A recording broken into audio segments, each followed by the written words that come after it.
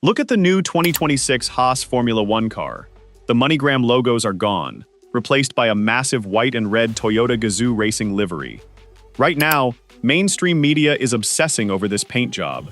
They are debating how a team can run a Ferrari engine while carrying a Toyota nameplate.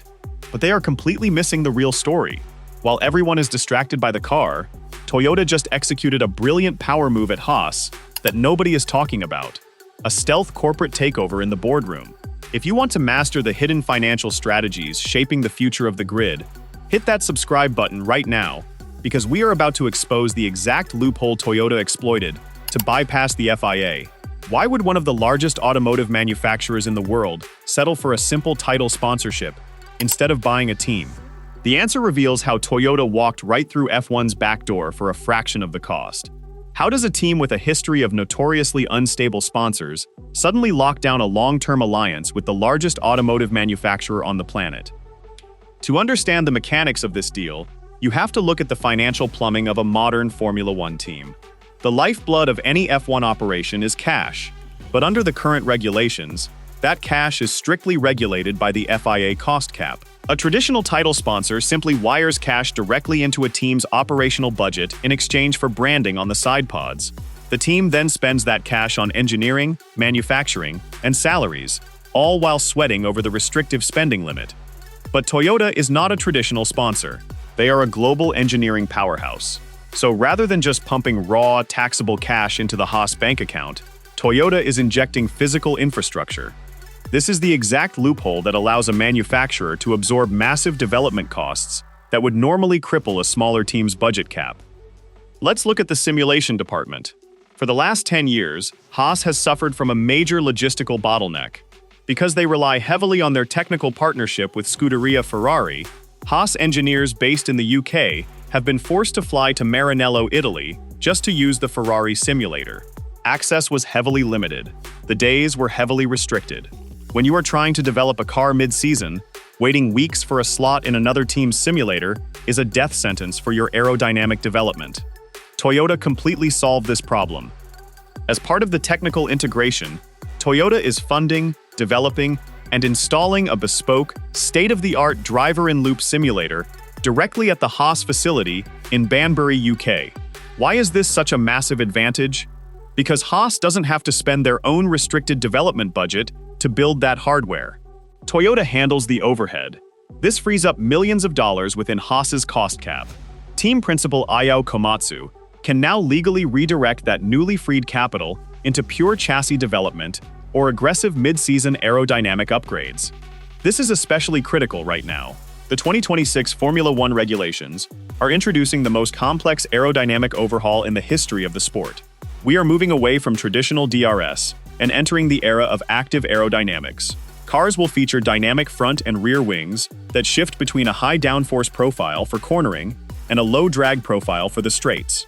Developing this technology requires a staggering amount of virtual simulation before the car ever touches a physical track. If Haas was still forced to rely on limited days in the Ferrari simulator in Italy, they would be completely left behind in the 2026 development race. By having the Toyota-funded simulator right in their Banbury headquarters, Haas engineers can run thousands of virtual iterations of these new active aero profiles daily. This isn't just a sponsorship deal. It is a meticulously calculated budget cap offset. Toyota gets their branding on the car, and Haas gets a massive technical injection that completely bypasses their financial limitations. But this raises a massive technical question. If Toyota Gazoo Racing has access to their legendary Formula One standard wind tunnel facility in Cologne, Germany, why isn't Haas using it? Why are they still relying on Ferrari's aerodynamic facilities?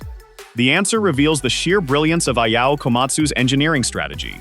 It comes down to avoiding a fatal trap known in the paddock as correlation drift. If Haas abandoned the Ferrari wind tunnel and moved their aerodynamic testing to Toyota's Cologne facility, they would be inviting disaster. Haas currently purchases their power units, gearboxes, and rear suspension architecture directly from Ferrari. Those mechanical components are intrinsically linked to the aerodynamic data generated inside the Maranello wind tunnel. If you design an aerodynamic package in a German wind tunnel, but bolt it onto Italian mechanical hardware, the data points will almost certainly fail to align when the car actually hits the asphalt. The virtual numbers will look great, but the physical car will be undrivable. Komatsu knew this. He knew that forcing a complete switch to Toyota's wind tunnel would break the team's engineering foundation, so he executed a completely different strategy. Instead of moving aerodynamic testing to Germany, Haas is using Toyota's partnership to build a rapid carbon fiber manufacturing hub right alongside their new simulator in Banbury. Think about how incredibly efficient this workflow is. Haas continues to design their aerodynamic concepts using the proven, correlated data from the Ferrari wind tunnel. But when it is time to actually build those new front wings or floor upgrades, they no longer have to rely on slow, expensive third-party suppliers. They can utilize Toyota's elite engineers and manufacturing processes to produce those carbon fiber parts in-house. They get the absolute best of both worlds. They maintain the correlation reliability of Ferrari, but they inject the rapid manufacturing speed of Toyota Gazoo Racing. This is how a small team suddenly operates with the efficiency of a championship contender. But the physical infrastructure is only one half of the equation. If the simulator and the manufacturing hub are the hardware, then the people operating them are the software. And Toyota is currently installing their own proprietary operating system directly into the Haas garage.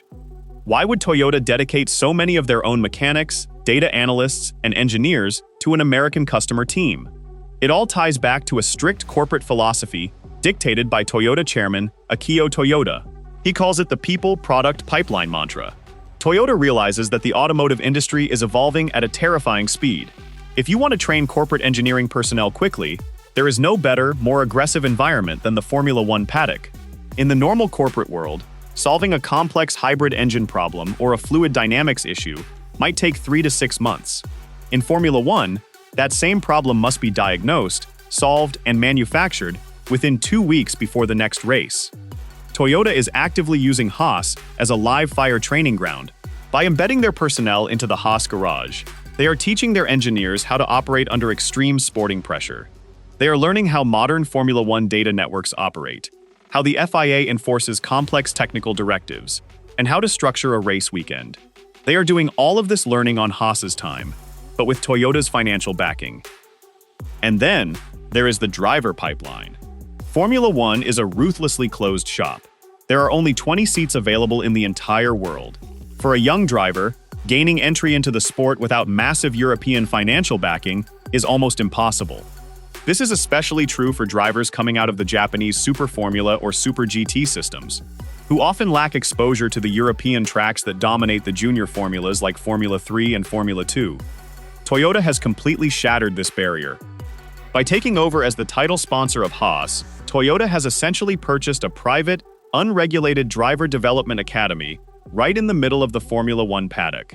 The foundation for this was laid during the 2025 season through a shadow operation known as the Testing of Previous Car Program, or TPC. Over the course of 14 days, Haas essentially ran an independent testing team. They utilized the older VF23 chassis to run extensive laps at iconic, highly technical circuits like Silverstone, Paul Ricard, Fuji Speedway, Imola, and Mugello. But they weren't just putting their reserve drivers in the car. They were putting Toyota's elite roster behind the wheel. Japanese racers like Ryo Hirakawa, Ritomo Miyata, Sho Suboi, and legendary endurance driver Kamui Kobayashi all logged crucial Formula One mileage through their Toyota Gazoo Racing affiliations. This is an absolute game changer for the driver market. For 2026, this test program has been officially formalized, rebranded, and expanded as the TGR Haas Driver Development Program.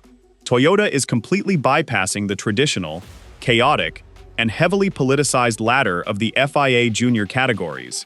They are giving their own hyper-talented Japanese drivers direct access to modern F1 machinery, modern engineering feedback, and modern tire degradation data.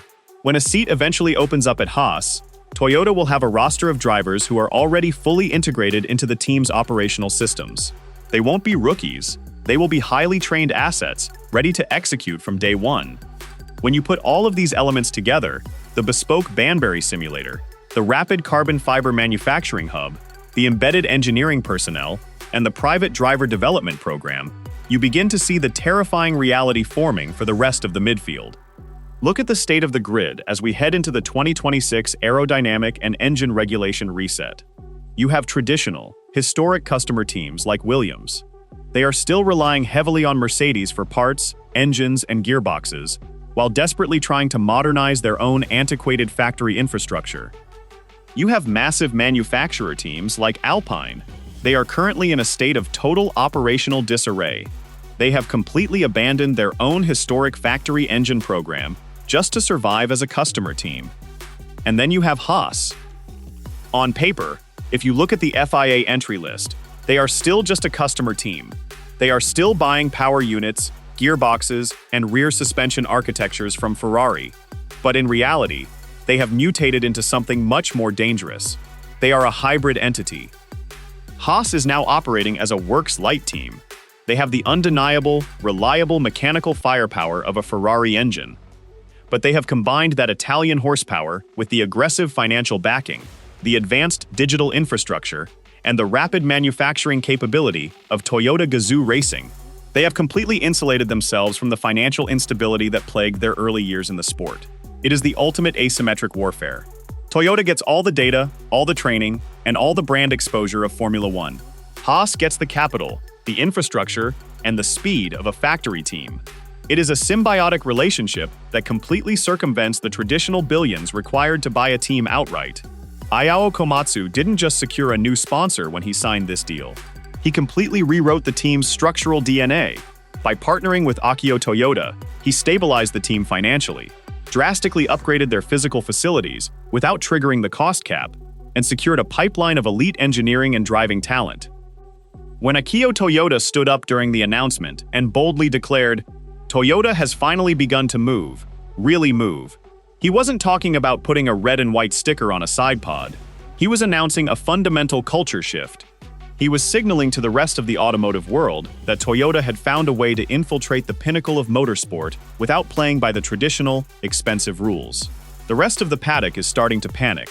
The engineers at Aston Martin, Alpine, and Williams are running the numbers, and they are realizing that Haas is no longer a scrappy underdog fighting for survival at the back of the grid. Thanks to a brilliant, quiet power move in the boardroom, the TGR Haas F1 team has quietly positioned itself as the most dangerous, well-funded dark horse of the new aerodynamic era. And they managed to execute the entire takeover without anyone in the mainstream media even noticing the trap being set.